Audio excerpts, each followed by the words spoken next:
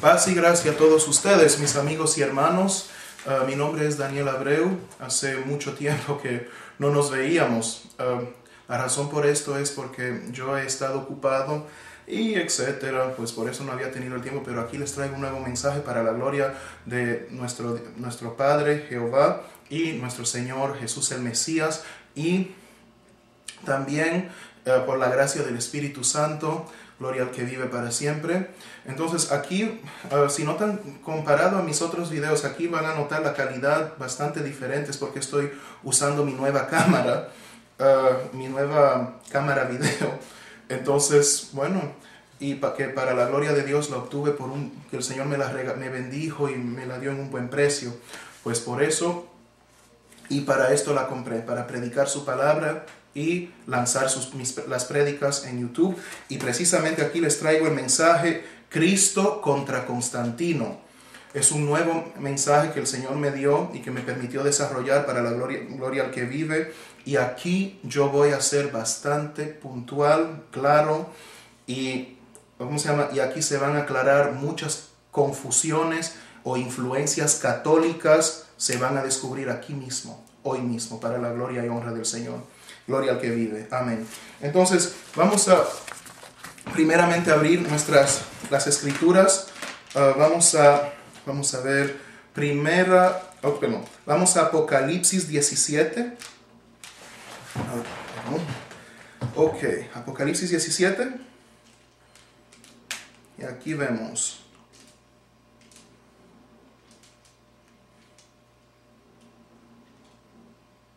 Ok, aquí vemos.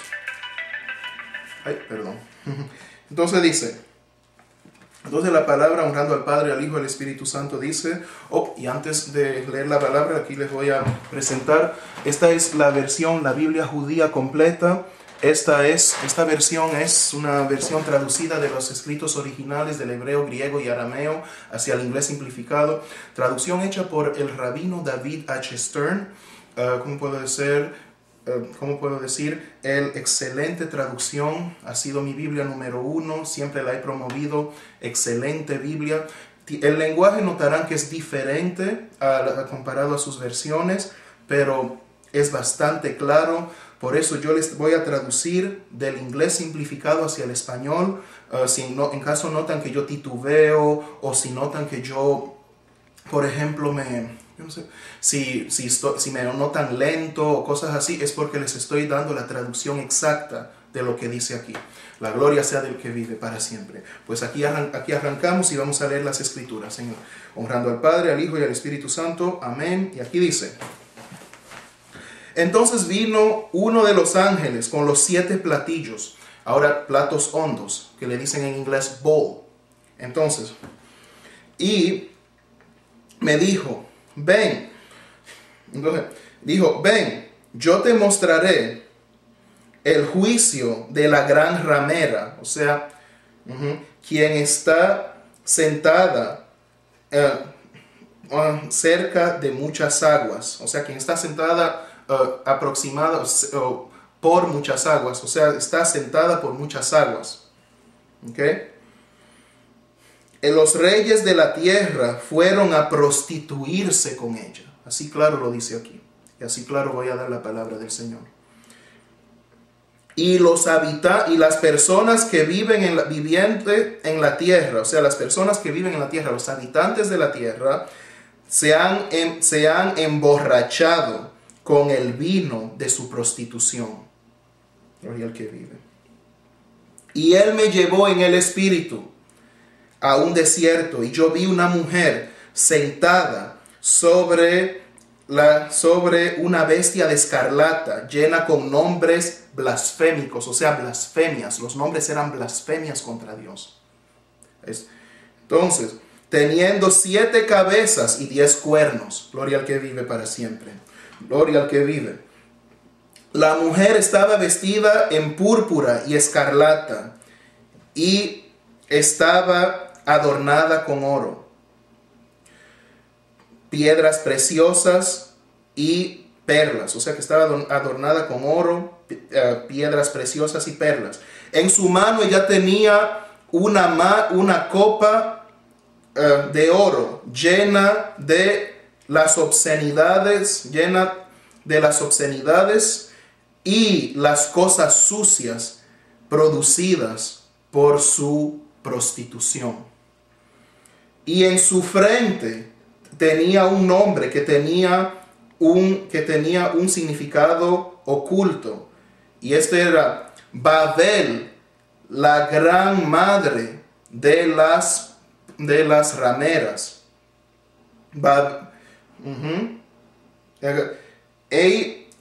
Y las obscenidades de la tierra. Otra vez repito. Babel la grande, madre de las rameras y las obscenidades de la tierra. Gloria al que vive.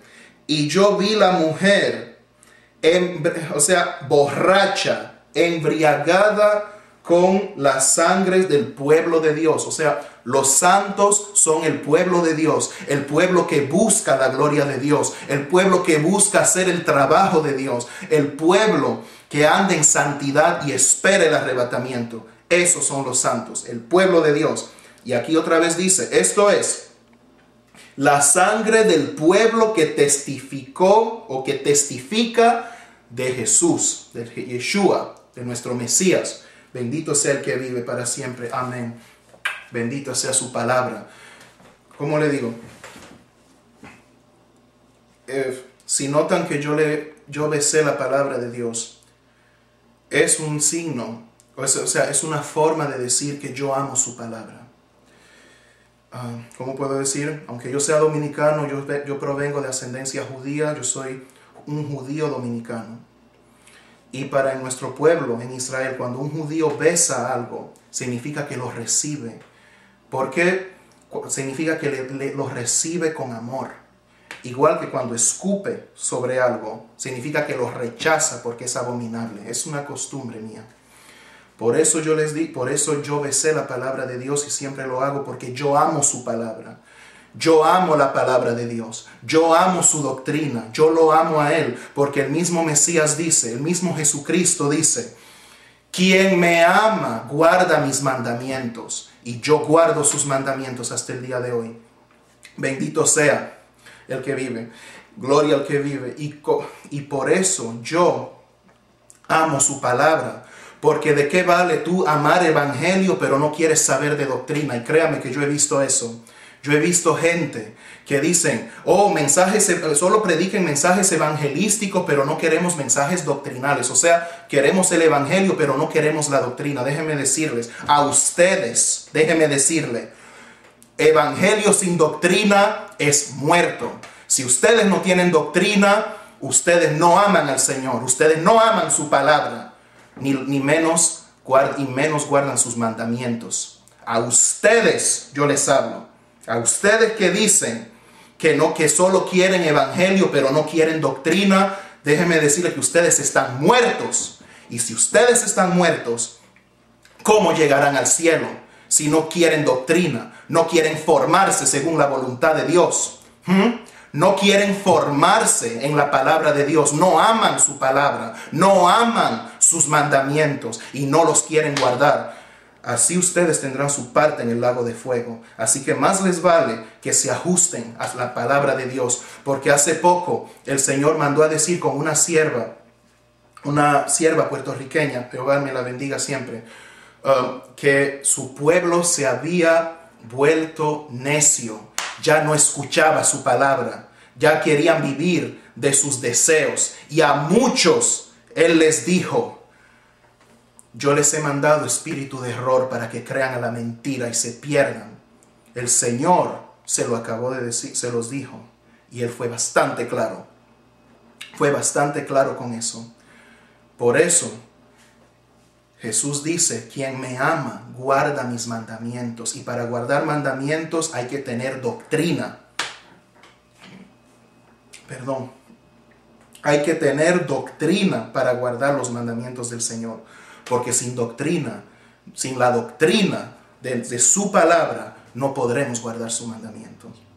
Por eso hay que amar su palabra. Para tener amor, para guardar sus mandamientos, hay que amar su palabra primeramente. Hay que amarlo a Él.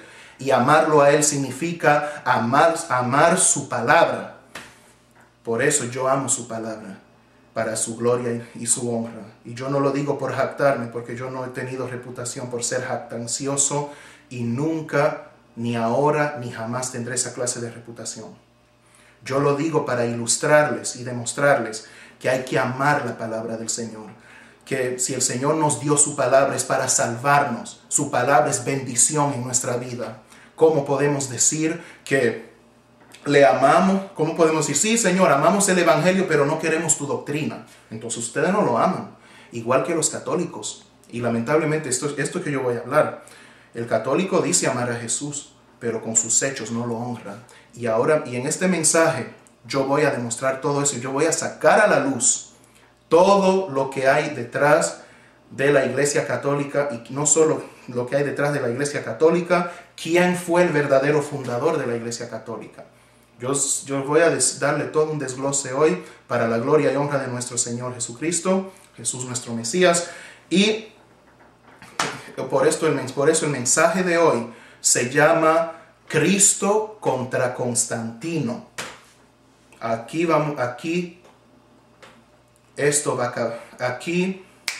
se va a distinguir quién es el verdadero y quién es el falso. Aquí lo vamos a saber. Bendito sea el que vive para siempre. Entonces, gloria al que vive. Ahora, ¿cuál es el significado de católico? Bien, el significado de la palabra católico proviene del griego católicos. Y esto significa universal, mundial. Entonces, si tomamos el nombre de la Iglesia Católico Romana, ¿qué vemos? Iglesia, correcto, es una iglesia. Católica, porque es mundial, correcto. Y romana, porque nació en Roma. Entonces, pero una pregunta aquí. ¿Dónde aparece el nombre cristiano? ¿Su nombre no es cristiano? Yo no veo la palabra cristiana ahí. Entonces, ¿de dónde la Iglesia Católica se denomina cristiana? Eso ya lo vamos a saber. Ya lo vamos a saber. Entonces, la Iglesia Católica enseña que la primera iglesia que fue fundada fue una iglesia católica. Pregunta, ¿será eso verdad? Bueno, vamos a ir a los Hechos de los Apóstoles.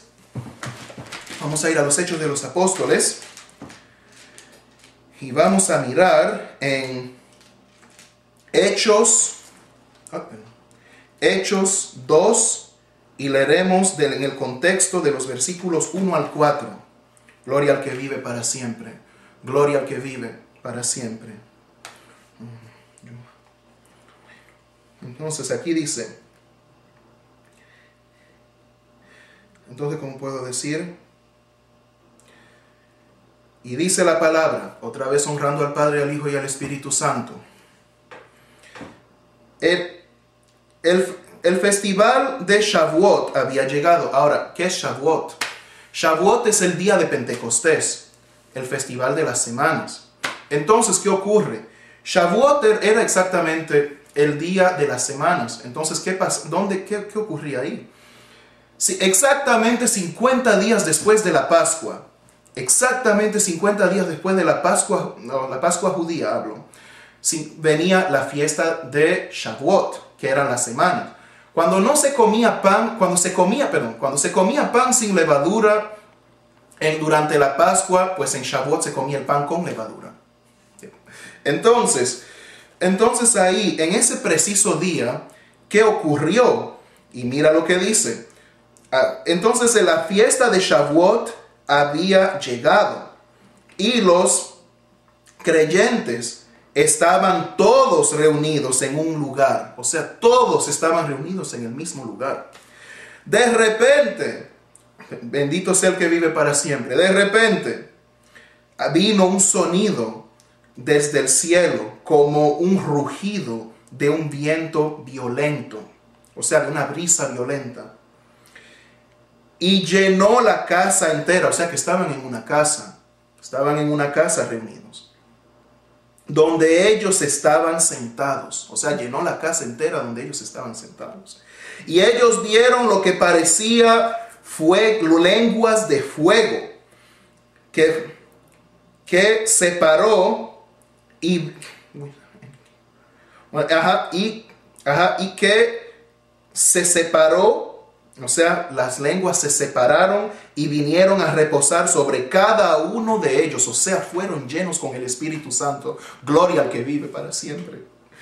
Y ellos estaban todos llenos, aquí lo dice, y ellos estaban todos llenos con el Ruach HaKodesh, el Espíritu Santo, y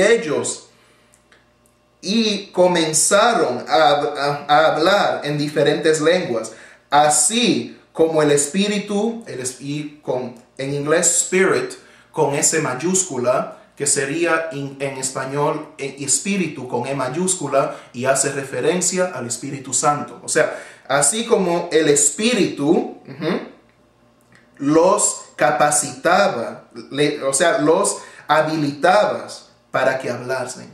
Gloria al que vive para siempre. Eso fue un hecho glorioso en el día de Shavuot. Personalmente, esa es la razón por qué yo personalmente observo la fiesta de Shavuot, porque ese fue el día que la iglesia nació, el día que el Espíritu Santo se derramó sobre los 120 que oraban, sobre todos los que oraban, se derramó el Espíritu Santo y nace la iglesia, y que exactamente Shavuot es Pentecostés, correcto.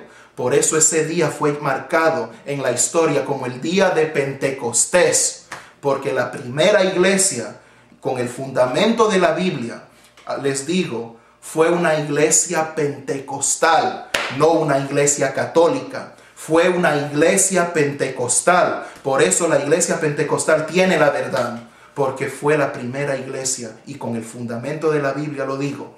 Gloria al que vive para siempre. Así que otra vez prueba otra vez que los católicos mienten otra vez. La primera iglesia no fue una iglesia católica. Ahora, ¿de dónde nace la iglesia católica? Bueno, todos sabemos que nace de Roma. Pero ¿quién era el fundador de la iglesia católica? Se llamaba Constantino el Grande. Y vamos a entrar en detalle en su vida, para que así a ustedes, los pentecostales, o sea, los cristianos que todavía están inclinados o tienen ciertas inclinaciones a la iglesia católica, y ustedes también, los católicos, sepan quién es el fundador de su religión y quién fundó la iglesia a donde ustedes adoran. Vamos a hablar de Constantino. La gloria sea de Dios. Entonces, Constantino, vamos a ver. Su nombre era Flavio Valerio Aurelio Constantino, nacido el 27 de febrero del año 272 después de Cristo y fallecido el 22 de mayo del año 337 después de Cristo. Su padre era Constancio Cloro y Helena, o sea, Constancio Cloro y su esposa Helena. Constancio formaba parte de la tetrarquía. Ahora, ¿qué es una tetrarquía? La tetrarquía es una forma de gobierno por el cual el poder es compartido entre 4 personas llamadas tetrarcas. O sea que los tetrarcas eran Los tetrarcas eran césares. 4 diferentes césares que eran elegidos y se reunían y se unían para compartir el poder. Ellos eran los tetrarcas. Gloria al que vive para siempre. Entonces, ocurre que los tetrarcas, entonces el Constancio, el padre de Constantino, era uno de ellos. Era uno de los tetrarcas. Entonces, ¿qué ocurre? Ahora, Constantino también servía en la corte de Diocleciano en Nicodemia, tras su padre ser nombrado como uno de los césares de la tetrarquía en el año 293 después de Cristo. O sea, aquí otra vez dice, eran 4 césares, los tetrarcas, que eran 4 césares que eran nombrados para gobernar todo un imperio, o sea, todo un continente, una nación y todo. O sea, que el poder era dividido entre 4. Y uno de ellos era Constancio, el padre de Constantino. Entonces, pero notan algo, Constantino, siendo joven, servía en la corte de Diocleciano en Nicodemia. O sea que Constantino no era un tonto. Constantino no era un, perdona que lo diga, no era un comeyuca. O no, no comeyuca, pero no era un, y perdona que lo diga, pero Constantino no era un hombre sin estudio. Constantino no era un tonto. Constantino no era un hombre, ¿cómo puedo decir? No era un plebeyo, o que plebeyo se calificaba a la gente que tenían oficios brutos, como eran herreros, ¿cómo se llama? Carpinteros, etc. Así en el derecho romano se calificaban. Y yo se los digo porque yo también soy estudiante de la carrera de Derecho y para la gloria de Dios ya estoy en término de mi carrera. Y yo di la materia de Derecho Romano. Y créanme, les digo, sí, a esa gente se le calificaba plebeyos. Los plebeyos eran gente que eran calificada como gente de baja clase. Y existían los patricios, los patriarcas. Esos eran los aristócratas. O sea, eso eran los... ¿cómo puedo decir? Eso eran la gente de la clase alta, la nobleza. Entonces ellos eran la gente de la nobleza y ellos eran los ricos, la gente que la sociedad miraba con altura. Pues por tanto, Constantino, él era uno de ellos, de la nobleza. O sea, su padre era tetrarca, o sea, un gobernante. Hijo de gobernante. No era un tonto. Era un hombre estudiado. Ese hombre era estudiado. Constantino era un hombre que tenía estudio. No era estúpido. Digo, perdona que lo diga, pero exactamente es así. No era un hombre ignorante, quiero decir. Recuerda, la palabra estúpido significa ignorante. No era un hombre ignorante. Ese hombre tenía estudio. Entonces, ¿qué ocurre aquí? Bien, Constantino después de eso sube al poder en el 25 de julio del año 306 después de Cristo. ¿Ok? Entonces, ¿qué pasa? Él sube al poder y entonces, como Augusto, él sube al poder como Augusto y luego, entonces juntamente con, vamos a ver, Maximiano y Galerio. O sea, ellos cuatro, Constantino, Magencio, Maximiano y Galerio, compartían el poder. Y esto estamos hablando 307 después de Cristo. Ya. Viene, Constantino sube al poder y luego se une a los Augustos, Magencio, Maximiano y Galerio, y los cuatro forman una tetrarquía en el 307 después de Cristo.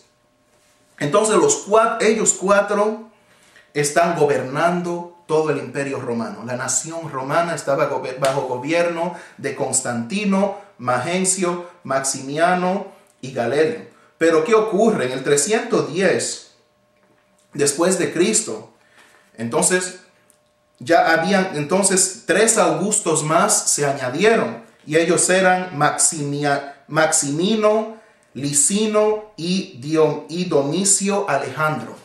Entonces ellos tres se añaden y entonces ya hacen 7 Augustos, perdón. 7 Augustos. Pero ¿qué pasa? En el mismo año, Constantino asesina a Maximiano. O sea, ya pueden ver quién era el padre de la Iglesia Católica. Era un asesino, un homicida.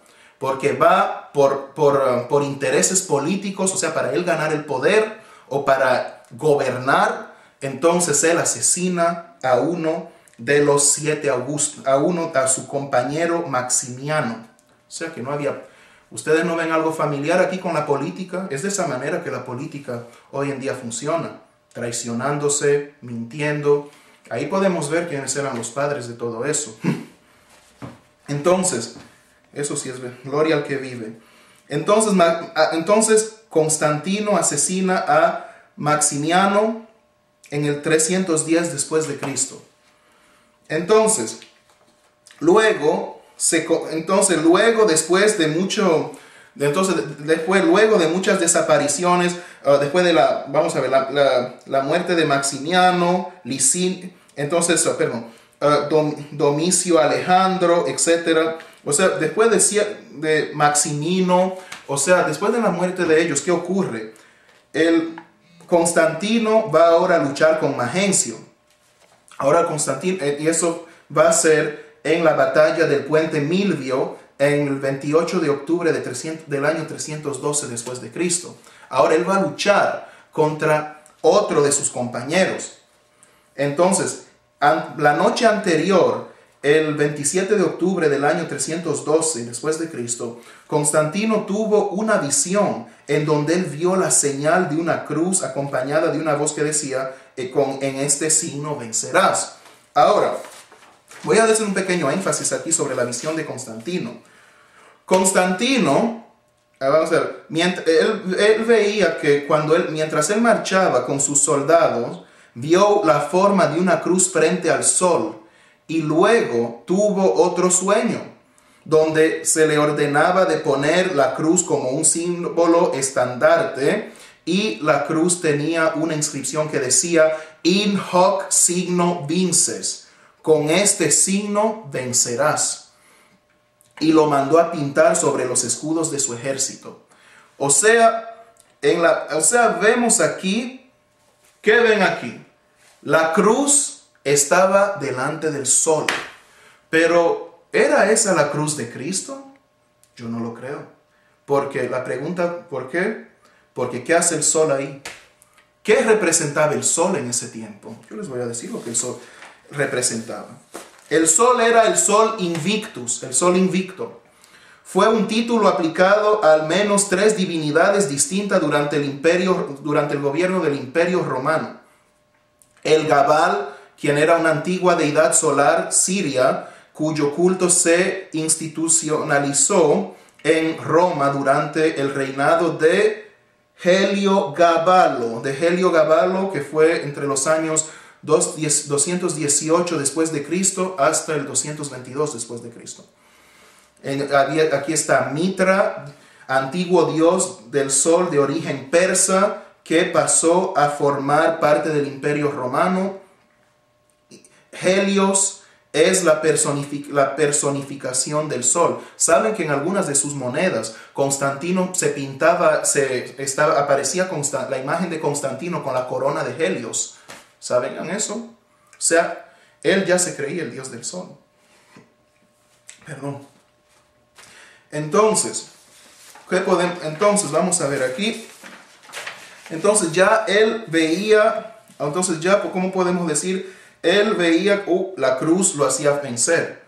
Pero, ¿la cruz de quién? Del dios sol, porque ahí estaba el sol acompañando esa cruz. O sea que aquí ustedes pueden ver de dónde viene la costumbre de ponerle una cruz a las iglesias cristianas. De ahí que viene la costumbre.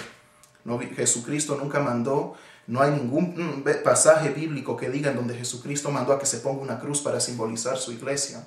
Su iglesia, él dice, llegarán los días en donde no se adorará más en el templo. Así que ya llegarán los días donde se adorará, que él estará buscando adoradores en espíritu y en verdad. O sea, ni en el templo van a llegar los días que van a poder adorar. Y en ese momento él buscará adoradores en espíritu y en verdad. O sea que él está buscando adoradores en espíritu y en verdad. Él los está buscando. Él busca. Y adoradores en espíritu en verdad son los que lo adoran a donde quiera. Lo adoran en su casa, lo adoran en la iglesia, lo adoran a donde quiera y con su cuerpo lo glorifican. Eso es un adorador en espíritu y en verdad. Entonces, vamos a ver aquí. Bueno, entonces, ¿qué vemos aquí? Constantino vence, por ende viene Constantino en la batalla del puente de Milvio. Constantino derrota a Magencio. Imagínense, Magencio, uno de los augustos que eran tetrarcas, o sea, que formaban la tetrarquía con él. O sea, a su compañero lo mata por querer el poder. ¿No suena eso familiar? Eso se ve. Entonces, ¿qué ocurre? Entonces queda una diarquía. ¿Qué es la diarquía? Entonces, no solamente Magencio formó la tetrarquía conjuntamente con Constantino, Galerio y Maximiano, pero también quedó parte de la triarquía. Vamos a ver. Entonces, vamos a ver. El Constantino y, si no me equivoco, Galerio. Bien, o sea que él también quedó parte de la triarquía. Pero Constantino lo derrotó. Al Constantino derrotarlo, ¿qué ocurre? Ya queda una diarquía. O sea que se murieron 3, o sea que de los 7 se murieron 3 y los 4 se entremataron entre sí. Entonces, ¿qué pasa? En una diarquía queda Licinio y Constantino. Ahora ellos son los 2 Césares restantes. Entonces, en el 324 después de Cristo, Constantino vence a Licinio en Adrianópolis y Crisópolis. Entonces, ¿qué vemos ahí? Constantino otra vez mata, asesina a Licinio una vez más para él tomar el poder. Y de ahí él logra hacer la monarquía. De aquí nace el sistema de gobierno monárquico. Fue Constantino que lo fundó porque él fue el primer monarca. Constantino se convierte en el primer monarca absoluto y hereditario por derecho divino. Y en 330 después de Cristo nace la capital del imperio de Constantino, Constantinopla. Hoy en día Istambul, Turquía. Entonces, ahora, en el hecho de su muerte dicen que Constantino fue bautizado como cristiano. Pero mire, hasta el historiador y filósofo François-Marie Arouet, quien más conocido como Voltaire, lo denuncia y dice que Constantino, en su denuncia, Voltaire dice, Constantino no era cristiano. Él no sabía qué partido tomar ni a quién perseguir. O sea que Constantino no era un cristiano. Y sin embargo, ese era el que se estaba ya llamando cristiano. Y según dice que después que ganó la batalla, según la historia también relata, después que ganó la batalla del río de Milvio en el 28 de octubre de 312 después de Cristo, gloria al que vive para siempre, ¿qué ocurre? Constantino dice que se convirtió al cristianismo. O sea, fue ahí su conversión. La gloria sea de que vive. Pero ¿a qué cristianismo? Vamos a ver a qué cristianismo. Vamos a seguir leyendo y ustedes verán a qué tipo de cristianismo fue que se convirtió. Entonces, ¿qué vemos? Voltaire lo denuncia. Ahora ¿qué vemos? En 324, Constantino hace construir la basílica en Roma, donde martirizaron a Pedro. O sea, de ahí fue que salió la tradición de que Pedro fue el primer papa de la Iglesia Católica. De ahí fue que nació. Es porque fue Constantino el primero que fue a hacerle una basílica a Pedro. Pero lo que no sabe es que Pedro había muerto ya como más de 150 años antes de Constantino nacer. Pedro había muerto más de 150 años antes de Constantino nacer. Entonces, ¿cómo se hizo papa si el primer papa fue Constantino? Porque aquí se relata también, Constantino mantuvo su título. Constantino retuvo su título de sumo pontífice, en latín es Pontifex Maximus, hasta el día de su muerte. O sea, hasta el día de su muerte él retuvo su título de sumo pontífice. Ahora, ¿qué significa Pontifex Maximus? ¿Qué es un sumo pontífice? Yo se lo voy a decir ahora mismo. El Pontifex Maximus, el sumo pontífice, era un título que se le otorgaba al principal sacerdote del colegio de pontífices. Y él era el cargo más honorable en la religión romana. Tú ves, ni siquiera dice cristiana, la religión romana. Esto significa, ahora, ¿qué significa Pontifex Maximus? ¿Qué significa sumo pontífice? Y aquí les voy a decir. Pontífice, significa constructor de puentes. Máximo es máximo. Entonces, cuando se pone juntos Pontifex Maximus, entonces significa constructor de puentes entre los dioses y los hombres. Ahora a Constantino no le bastó de que Jesús fuera Dios. Ahora él quiso ser Jesucristo. Ahora él quiso ser el Cristo. Porque el único mediador que nosotros tenemos para con el Padre es nuestro Mesías Jesucristo. Él es el único mediador que tenemos. No es María ni es Constantino tampoco. Ni es el Papa actual, pero el primer Papa fue Constantino.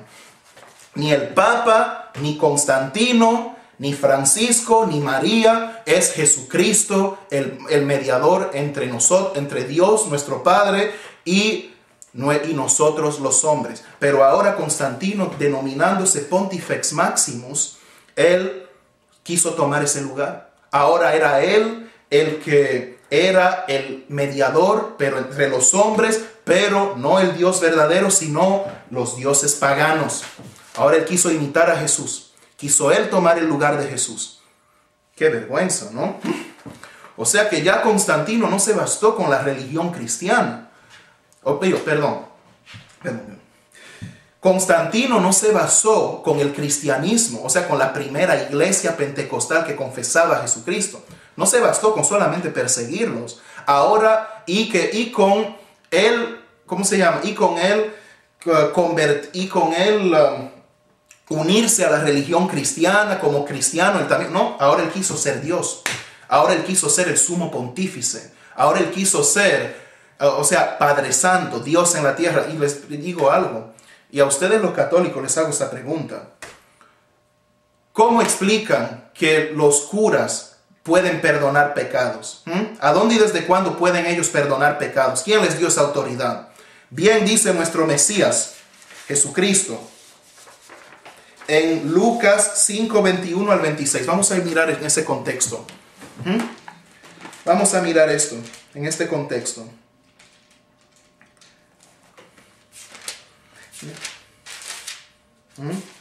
¿A dónde un cura católico tiene la autoridad para perdonar pecados? ¿Quién hizo eso?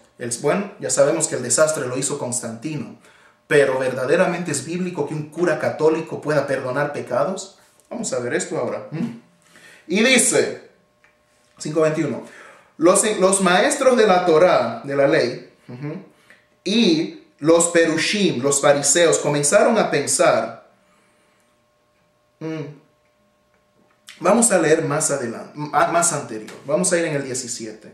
Un día, Yeshua estaba enseñando, pero y estaban allí los perushim. Los perushim son los fariseos y los maestros de la Torá presentes que habían venido de varias aldeas de Galilea y de Judá y también de Jerusalén, y el poder de Adonai estaba en él para sanar los enfermos. Entonces algunos hombres, llevando un hombre paralítico acostado en una cama, bendito sea el que vive para siempre. Entonces ellos querían traerlo adentro y acostarlo delante de Yeshua. O sea, querían traerlo dentro de la multitud para acostarlo delante del Mesías. Pero ellos no podían encontrar un camino para llegar a él debido a la multitud. Entonces ellos fueron a un techo y lo bajaron. Entonces, lo bajaron en su cama. Entonces, por medio de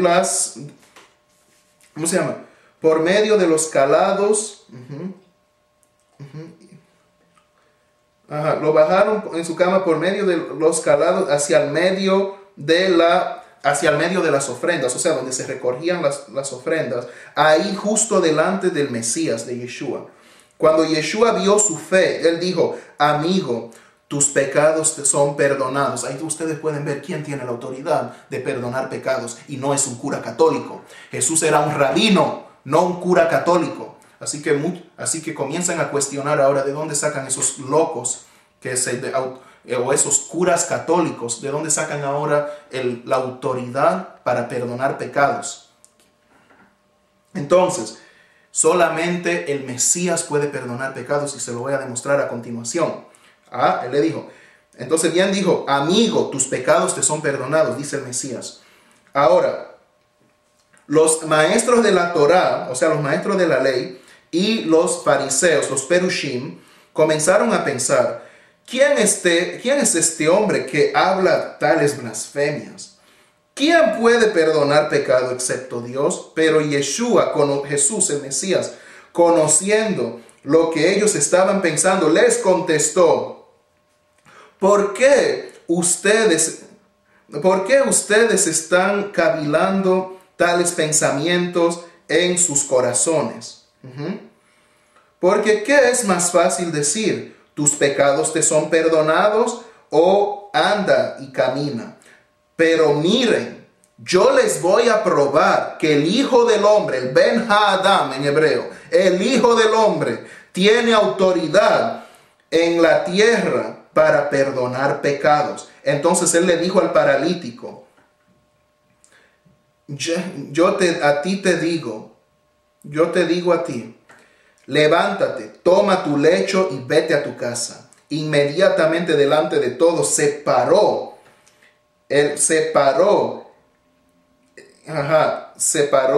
hombre se paró, le tomó su lecho en el cual estaba acostado y se fue a su casa adorando a Dios. Ven que cuando Dios hace un milagro, el milagro te atrae más a Dios, al verdadero y único Dios, al Dios de Abraham, Isaac y Jacob, que a los ídolos. Por eso se sabe, cuando algo sucede y te trae más cerca de Dios, tú ves, aquí lo demuestra, que cuando Dios hace un milagro, Dios te atrae más cerca a Él. Pero cuando sucede un milagro y el milagro te atrae más cerca a los ídolos porque fue hecho por un ídolo, pues no es de Dios, es de Satanás. Porque bien dice Jesús en Mateo 24, y aquí se lo voy a demostrar, y él dio esa advertencia más adelante. Anterior, él dio esa advertencia en Mateo 24. Vamos a ver qué dice.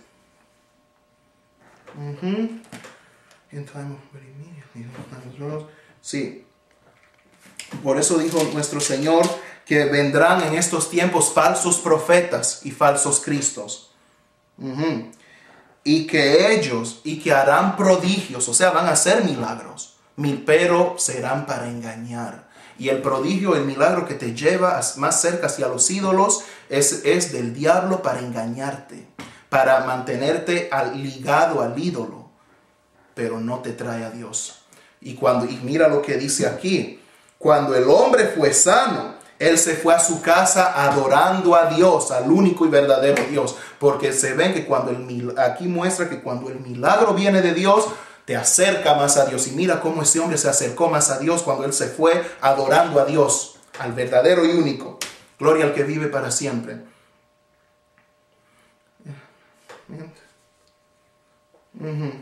Amazement. Entonces todos estaban, imagínate, y aún así todos estaban impresionados y ellos hicieron una braja. Braja en hebreo es una bendición a Dios. Y entonces, sí. Y ellos estaban impresionados, o sea, impactados de la impresión, diciendo, hemos visto cosas extraordinarias hoy. Bendito. O sea que han adorado al Señor. El milagro los atrajo a Dios. Cuando Dios hace un milagro, es un milagro que te va a traer hacia Dios, que te va a llevar que te traerá más cerca al verdadero Dios. Y a quien tú terminarás adorando es a Dios. Y ahí se demuestra. Claro y simple se demuestra. Y yo creo que me había equivocado, no era Mateo 24. Déjame yo ir a ver cuando Jesús hace la advertencia de los falsos profetas, porque muchos falsos profetas. O sí tengo razón, déjame yo ver. No.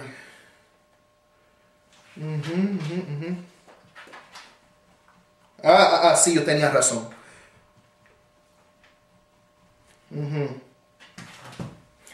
Tenías razón, sí. Mateo 24, 23. Tenías razón. Y mira lo que dice el Mesías. Si cualquiera les dice, aquí está el Mesías, o le dice, aquí está, no le crean, porque aparecerán falsos Mesías y falsos profetas, haciendo grandes milagros y cosas extraordinarias así que van a engañar, y así,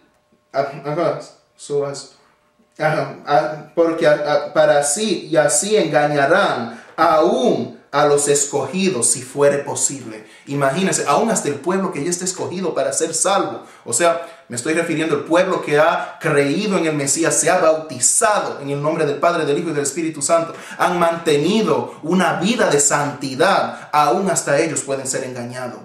Es a ese pueblo que ha caminado en santidad delante de Dios. Aún ellos, los escogidos, de entre nosotros los escogidos, aún de entre nosotros podemos haber engañados. O sea, pueden ser engañados. Por eso tengan cuidado con esos falsos profetas que suenan, que están con esa apostasía metiéndose en la iglesia y esas ideas torcidas. Con esas ideas torcidas y esas malas interpretaciones de la Biblia, y etc. Tengan mucho cuidado con lo que van a hacer.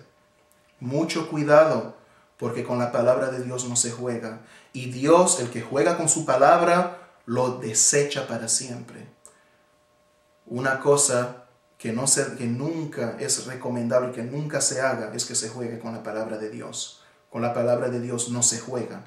Bien, gloria al que vive. Entonces ahí podemos ver quién tiene autoridad para perdonar pecados. Entonces ahora, ¿de dónde salen esos curas católicos perdonando pecados? ¿Quién les dio la autoridad? Bueno, el fundador de la Iglesia Católica, Constantino, porque ya Constantino se creía sumo pontífice, o sea, se creía Jesucristo, pero Jesucristo de los dioses paganos y mediador entre el Padre, entre los dioses y el pueblo. O sea, ya él se creía que él era un Cristo, y ahí Jesús lo había avisado: vienen falsos cristos, y Constantino era exactamente un falso Cristo.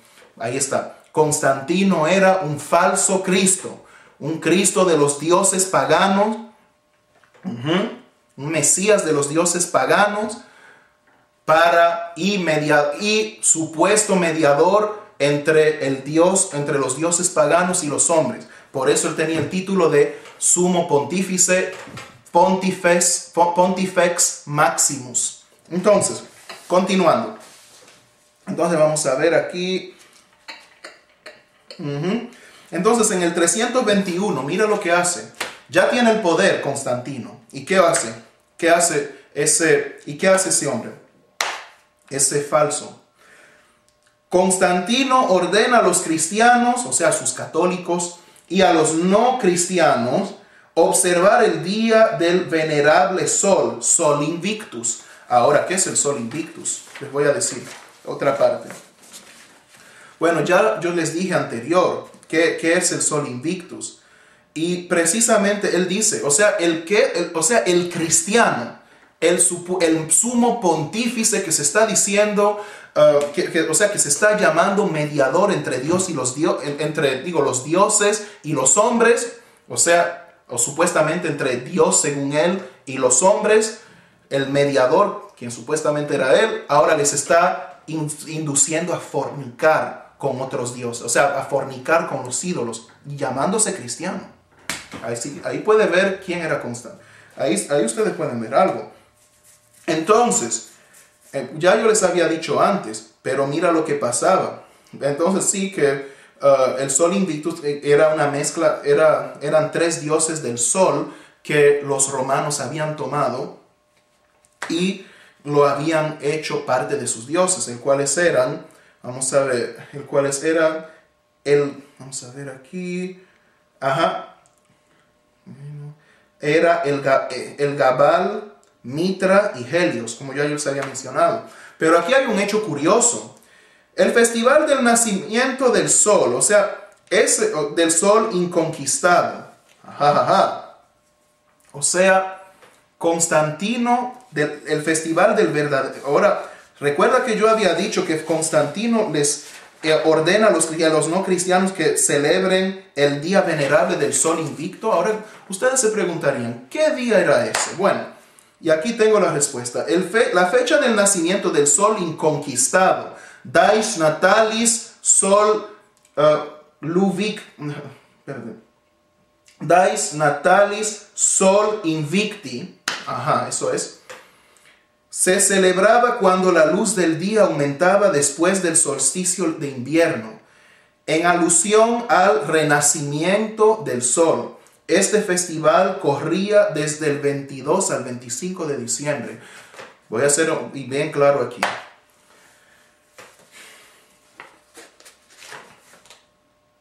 De ahí nace la fiesta de Navidad. La fiesta de Navidad no es el nacimiento de nuestro Mesías y Señor Salvador Jesucristo, no. Ese es el nacimiento del Dios Sol, del Sol, ¿cómo se llama? Del Sol Invicti, o sea, el Sol Invictus, que significa el Sol invicto, el Sol inconquistable. Jesucristo no tuvo nada que ver con eso. Y aquí con prueba histórica les estoy hablando.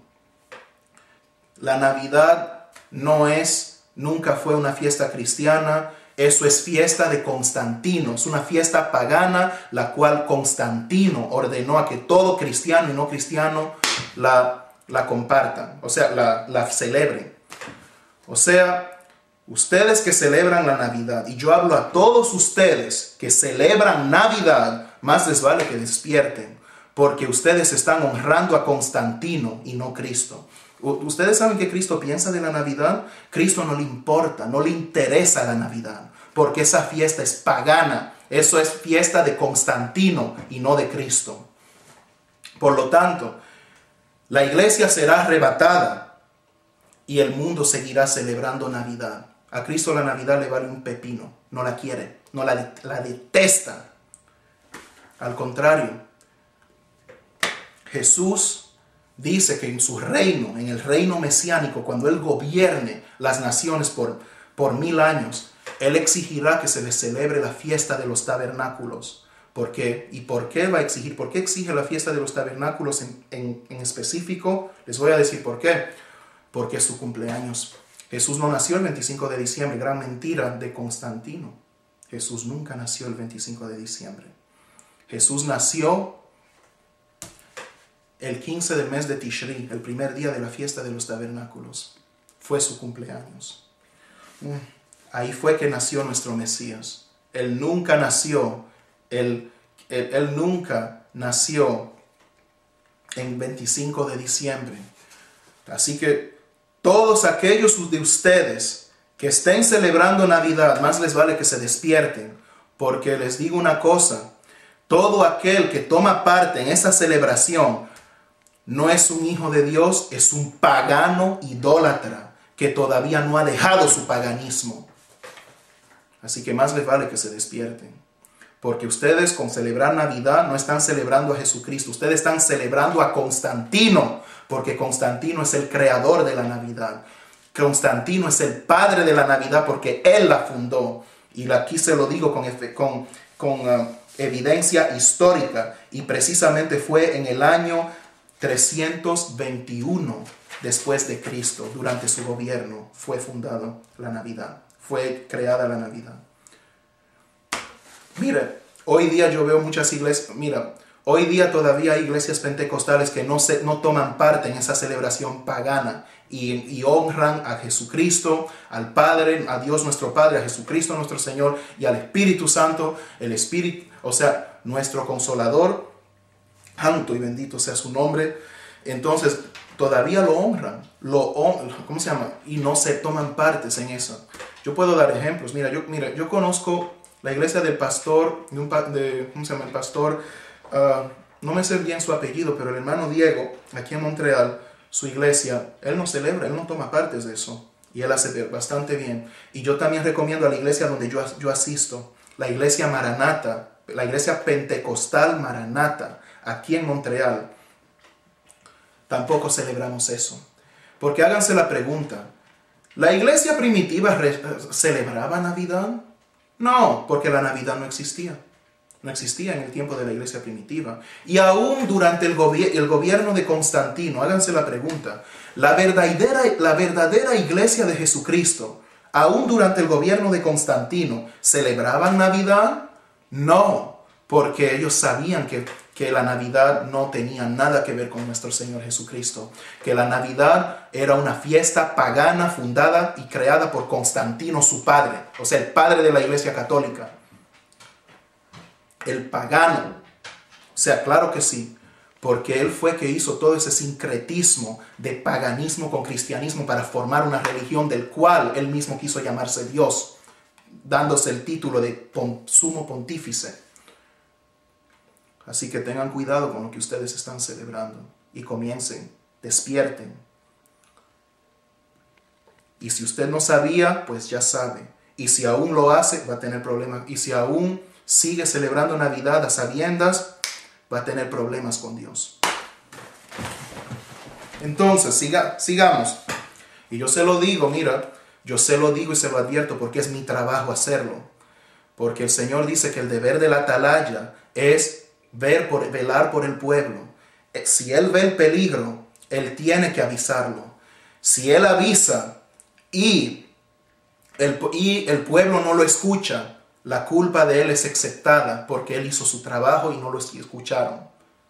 Pero si Él no avisa, sabiendo la verdad, gloria al que vive siempre. Si Él no avisa diciendo la verdad, o sea, si Él no avisa sabiendo la verdad, entonces la sangre de los que se perdieron, Dios demandará del atalaya. Por eso, si yo no se los digo, su sangre Dios me demandará a mí. Por eso es mi trabajo hacerlo. Y créanme que este trabajo no es fácil. Pero para este trabajo se toma valor. Porque los valientes heredarán el reino de los cielos y los cobardes sí tendrán su parte en el infierno y en el lago de fuego. Por eso, este trabajo es para valientes, no cobardes. Así que los que son neutrales, que no se quieren meter porque no les gusta meterse en problemas, pues ustedes son unos cobardes y ustedes se van a quemar en el lago de fuego, porque el trabajo no es fácil. El trabajo hay que hacerlo y se toma valentía para hacer este trabajo, para la gloria y honra del Señor, para decir la verdad. Valentía, ¿por qué? Porque se sufrirá persecución. Seremos atacados por decir la verdad. Seremos desechados entre la gente, entre los hombres, por hablar y decir la verdad. ¿Cuántas persecuciones no sufrieron los apóstoles? Y yo me refiero a los 12 apóstoles, no a los apóstoles de la prosperidad hoy en día que andan mintiéndoles a las iglesias y diciéndoles que ustedes serán bendecidos, ustedes serán prósperos y nada más vaticinándole, o sea, adivinándole con hechicería a su futuro, adivinándole lo bonito que ustedes quieren escuchar, vaticinándole. De ahí viene de la palabra vaticinio, viene Vaticano, que es adivinación, hechicería y todo.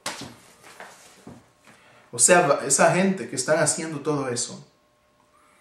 Exacto. Yo estoy hablando de los verdaderos apóstoles, de los que verdaderamente fueron testigos de los que verdaderamente fueron testigos de la muerte y resurrección de nuestro Mesías. Y entre ellos Pablo también es